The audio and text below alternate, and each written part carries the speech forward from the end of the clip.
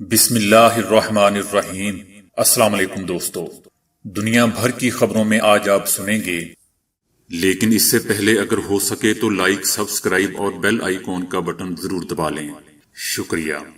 روس کی جانب سے نیٹو کی معلومات حاصل کرنے کا انکشاف۔ شیخ حسینہ اور مودی کی مزاحیہ ویڈیو بنانے پر نوجوان گرفتار۔ امریکہ ایران پر عائد تمام غیر قانونی پابندیاں فوری طور پر ختم کرے۔ چائنا۔ مالی میں اقوام متحدہ کے امن دستوں پر کارروائی، 4 اہلکار مارے گئے۔ پاکستان کو ریڈ لسٹ میں ڈالنے پر برطانوی رکن پارلیمنٹ ناز شاہ اپنی ہی حکومت پر پھٹ پڑی۔ بے جان پتہ بن کر شکار کرنے والی حیرت انگیز مچھلی۔ امریکی خاتون اول نے دوران پرواز صحافیوں کے ساتھ اپریل فول منایا۔ دھوپ سے کورونا کا خاتمہ سابقہ اندازوں سے 8 گنا تیز رفتار۔ نکسیر پھوٹنا، ماہرین نے ہوا زہریلی ہونے کا تاثر مسترد کر دیا۔ کورونا وبا کے دوران روزہ رکھنا ہر طرح سے محفوظ، برطانوی تحقیق۔ تو آئیے چلتے ہیں اب خبروں کی تفصیل کی جانب۔ روس کی خفیہ ایجنسیوں کی جانب سے مغربی ملکوں کے عسکری اتحاد نیٹو کے رکن ممالک میں گہری رسائی حاصل کرنے کی کوششیں تیز کرنے کا انکشاف ہوا ہے۔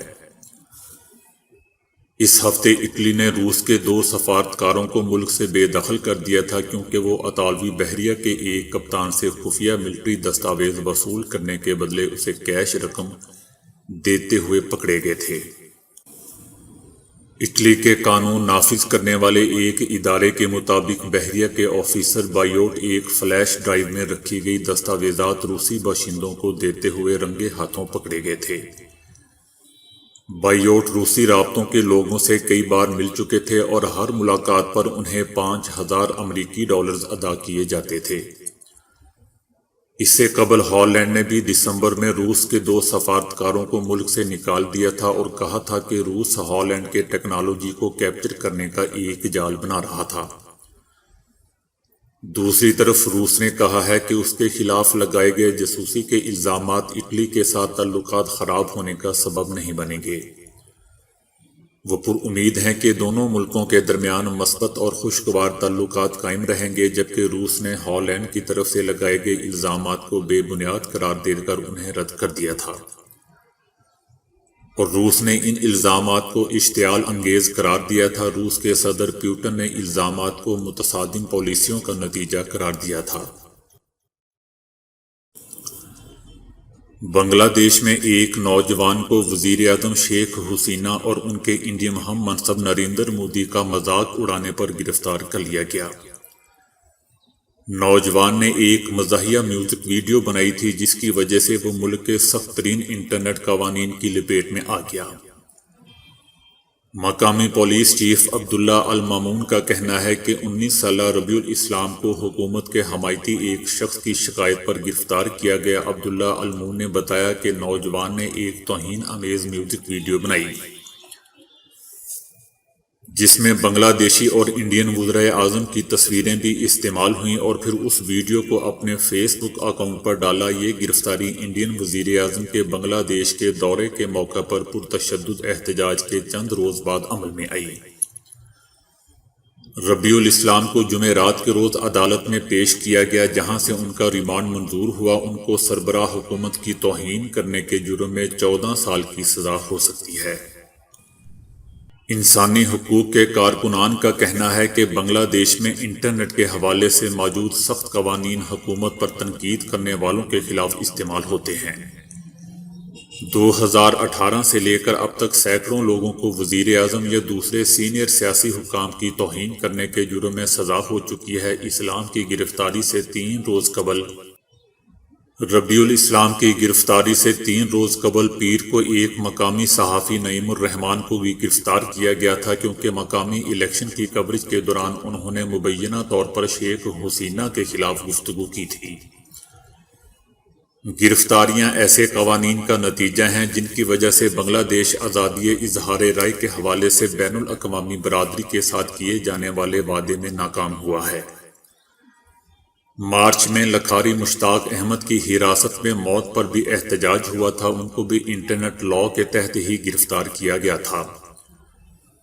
انہوں نے ایک آرٹیکل شائع کر کے فیس بک پر بھی شیئر کیا تھا جس میں کورونا سے نپٹنے کے حوالے سے حسینہ واجد پر تنقید کی گئی تھی۔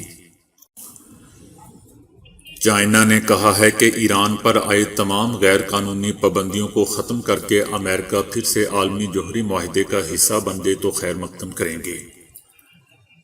امریکہ نے عالمی معاہدے سے یک طرفہ طور پر دستبردار اور ایران پر پابندیاں عائد کر کے خطے میں کشیدگی اور تناؤ میں اضافہ کیا۔ ایران کے عالمی معاہدے میں چائنا کا کردار منصفانہ اور تعمیری رہا ہے، جبکہ امریکہ نے معاہدے سے دستبردار ہو کر خطے میں تناؤ کا باعث بنا ہے۔ چائنا نے امریکہ کی جانب سے دیگر ممالک پر ایران سے تیل خریدنے کی پابندی کو بھی ختم کرنے کے مطالبے کو تیز کر دیا ہے، جبکہ حال ہی میں چائنا اور ایران نے 25 سالہ معاہدے پر دستخط کیے ہیں جس میں دونوں ممالک نے ان معاملات پر ایک دوسرے کی مدد کا وعدہ کیا جن پر پابندیاں عائد کر رکھی ہیں۔ افریقی ریاست مالی میں تعینات اقوام متحدہ کے امن مشن دستوں پر کچھ افراد نے کارروائی کر دی ہے جس کے نتیجے میں 4 اہلکار مارے گئے۔ امن دستوں نے بھی سخت مزاحمت کا مظاہرہ کیا۔ دونوں کے درمیان جھڑپوں کا سلسلہ کئی گھنٹوں تک جاری رہا۔ اقوام متحدہ کے امن مشن کے دستوں کی خاتون ترجمان نے دعویٰ کیا کہ امن دستے کے قافلے پر کارروائی کرنے والوں کی تعداد 100 سے 120 کے درمیان تھی۔ دوستو، یاد رہے کہ افریقی ریاست مالی میں امن و امان کی مخدوش صورتحال کے باعث اقوام متحدہ کے 13,000 کے قریب امن اہلکار تعینات ہیں۔ پاکستان نژاد برطانوی رکن پارلیمنٹ ناز شاہ پاکستان کو ریڈ لسٹ میں ڈالنے پر اپنی ہی حکومت پر پھٹ پڑی۔ برطانوی رکن پارلیمنٹ ناز شاہ نے کورونا کے باعث پاکستان کو ریڈ لسٹ میں شامل کیے جانے پر برطانوی حکومت کو آڑے ہاتھوں لیتے ہوئے کہا کہ پاکستان پر پابندی لگانا سمجھ سے بالاتر ہے۔ برطانوی رکن پارلیمنٹ نے وزیر خارجہ ڈومینک راب کو خط لکھا جس میں کہا گیا ہے کہ پاکستان پر پابندی لگاتے ہوئے کس سائنٹیفک ڈیٹے کو مد نظر رکھا گیا۔ حالیہ اعداد و شمار کے مطابق پاکستان میں سب سے کم کورونا کیسز رپورٹ ہوئے، جبکہ بھارت، فرانس اور جرمنی میں سب سے زیادہ افراد متاثر ہوئے، لیکن ان ممالک پر پابندی نہیں لگی۔ ناز شاہ نے کہا کہ کورونا کی جنوبی افریقی قسم کا پاکستان سے کوئی تعلق نہیں ہے اور نہ اس کا کوئی کیس سامنے آیا ہے جیسا کہ فرانس میں ہوا، تاہم حکومت نے بھارت، فرانس اور جرمنی پر پابندی نہیں لگائی۔ ان کا کہنا تھا کہ حکومت کے پاس ریڈ لسٹ میں ممالک کو ڈالنے کے لیے کوئی حکمت عملی نہیں ہے، جبکہ برطانوی حکومت خود اپنے لوگوں کے تحفظ میں سنجیدہ نہیں ہے اور فیصلے صرف سیاسی بنیادوں پر لیے جا رہے ہیں۔ پیرو، کولمبیا، برازیل اور وینزویلا کے ایمازون جنگلات میں لیف یا پتا مچھلی عام ملتی ہے۔ یہ کسی بے جان مڑے تڑے پتے کی طرح تیرتی رہتی ہے اور شکار کو لبھا کر اسے نوالا بنا لیتی ہے۔ ارتقائی عمل نے اسے ایک پتے کی شکل دی ہے۔ یہ مچھلی مڑتی ہے، ٹیڑھی ہوتی ہے اور اکثر نیچے دیکھتی رہتی ہے، جس پر پتے کا گمان ہوتا ہے۔ اس طرح یہ اپنے شکار اور اپنے شکاری دونوں کو ہی دھوکہ دیتی ہے۔ اسے ایمازون لیف فش بھی کہا جاتا ہے۔ ڈیڈ لیف فش اپنے جسم سے 1/3 اور 2/3 تک کے جانور کھا جاتی ہے۔ یہ اتنی کھانے کی شوقین ہے کہ اپنے وزن کے برابر خوراک ایک دن میں چٹ کر جاتی ہے۔ پہلی مرتبہ اسے 1920 میں دیکھا گیا تھا اور پہلی دستاویز میں اسے مردہ مچھلی قرار دیا گیا تھا۔ بعد میں معلوم ہوا کہ یہ اس کا عاقلانہ انداز ہے جس سے وہ خود کو مردہ ثابت کرتی ہے۔ کیلیفورنیا سے واشنگٹن آنے والی پرواز میں امریکی صدر جو بائیڈن کی اہلیہ نے طیارے میں ساتھ سفر کرنے والے صحافیوں سے چھوٹا سا مذاق کر کے اپریل فول ڈے منایا۔ امریکی صدر جو بائیڈن کی اہلیہ جل بائیڈن اپنی کتاب میں اس بات کا تذکرہ کر چکی ہیں کہ وہ لوگوں سے پرینک یا مذاق کر کے لطف اندوز ہوتی رہتی ہیں اور دوسروں کو بھی ہنسنے کا موقع دے کر خوشی محسوس کرتی ہیں۔ دوران پرواز مسافروں کو کھانا پیش کرنے کے بعد آئس کریم پیش کرنے والی سیاہ بالوں والی خاتون ایئر ہوسٹس آئی، جن کے لباس پر نام جیسمین لکھا ہوا تھا۔ جیسمین نے سیاہ ماسک لگایا ہوا تھا اور سیاہ ہی کپڑے پہنے ہوئے تھے۔ آئس کریم پیش کرنے کے بعد جیسمین نے اپنے سیاہ بالوں والی وگ اتار کر ماسک ہٹایا اور ہنستے ہوئے کہا کہ اپریل فول۔ یہ ایئر ہوسٹس کوئی اور نہیں بلکہ امریکی خاتون اول جل بائیڈن تھی۔ امریکی خاتون اول کی اس زندہ دلی پر تمام صحافی بے ساختہ ہنس پڑے۔ ماہرین کی ایک عالمی تحقیقی ٹیم کا کہنا ہے کہ دھوپ سے کورونا کا خاتمہ ہمارے سابقہ اندازوں کے مقابلے میں 8 گنا زیادہ تیزی سے ہوتا ہے۔ لیکن ایسا کیوں ہے، اس بارے میں فی الحال ہم کچھ نہیں جانتے۔ گزشتہ سال 2 الگ الگ تحقیقات سے معلوم ہوا تھا کہ دھوپ میں شامل الٹرا وائلٹ شعاعیں 10 سے 20 منٹ میں کورونا کا خاتمہ کر دیتی ہیں۔ تازہ مطالعے میں ان دونوں تحقیقات کا آپس میں موازنہ کرنے کے بعد بتایا گیا ہے کہ شعاعوں سے کورونا کا خاتمہ سابقہ اندازوں کے مقابلے میں 8 گنا تیزی سے ہوا ہے۔ فی الحال ماہرین نہیں جانتے کہ ایسا کیوں ہے، لیکن انہیں شبہ ہے کہ اس معاملے میں کم توانائی والی UVA شعاعوں کا کردار بھی اہم ہو سکتا ہے، جسے گھنگالنے کی اشد ضرورت ہے۔ یہ تحقیقات نہ صرف کورونا کا پھیلاؤ قابو میں رکھنے بلکہ مستقبل میں دیگر وائرسوں اور جراثیموں کو مؤثر طور پر ختم کرنے میں بھی اہمیت کی حامل ہوں گی۔ ہوا میں نمی کی مقدار کم ہونے اور گرد آلود ہوائیں چلنے سے ناک سے خون بہنے اور ہونٹ پھٹنے کے معاملے پر ماہرین موسمیات اور ماہرین صحت کی رائے سامنے آ گئی ہے۔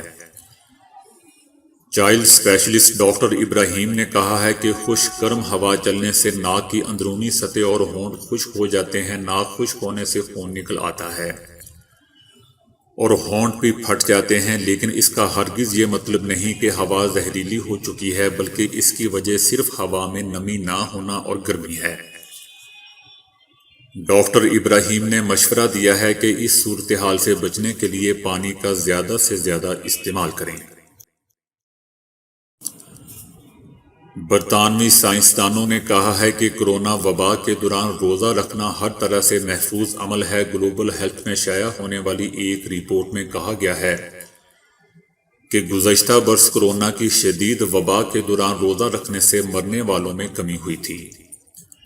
اس لیے وبا کے دوران روزہ رکھنا ہر طرح سے مفید ہے۔ روزے اور کورونا وبا کے درمیان ہلاکتوں کا کوئی سراغ نہیں ملا ہے۔